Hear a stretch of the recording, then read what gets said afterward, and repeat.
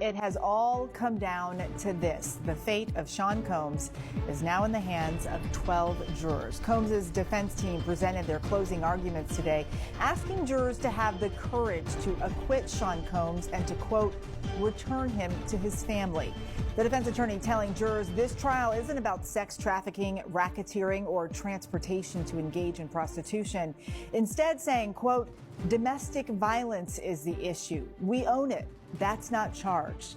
The defense also attempting to sway jurors into seeing Combs' ex-girlfriend, Cassie Ventura, as a willing participant in his swingers lifestyle, calling their relationship, quote, a great modern love story.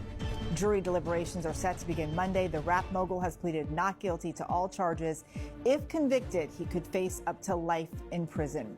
Let's get right to Chief Investigative Correspondent Aaron Kutersky, who has been inside the courtroom throughout this trial. And Aaron, the defense wrapped today. How long did their closing arguments take? About 4 hours. Defense attorney Mark Agnifilo in that time, Eva, sought to convince the jury of the times when Cassie Ventura had agency in her relationship with Sean Combs. She wasn't clutching her pearls, Agnifilo told the jury. She chose the kind of lifestyle also that Sean Combs was into. The defense asked the jury to see the case as a, quote, great modern love story. Can you please explain this moment to us?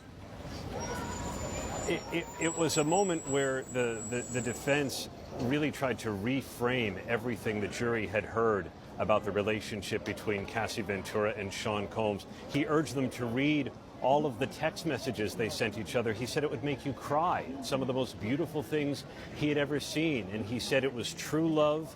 It was a great modern love story. Perhaps whitewashing the fact that he beat her, as prosecutors later pointed out in rebuttal, throughout the years of their relationship. Now, Combs has been in this courtroom for over a month now, Aaron. His family and friends often attending there in support. Who was there with him today? All of the kids, they just left, as a matter of fact. His mother was there. He gestured to them on the way in, and he hugged his defense attorney, Mark Agnifilo, after he finished delivering the closing statement. This was the last chance that Combs will have to try and convince the jury to find him not guilty, and the defense asked jurors to summon the courage to acquit Sean Combs. Defense attorney Agnifilo said the government targeted him with evidence that could not support the charges. So, Aaron, what's next in this case?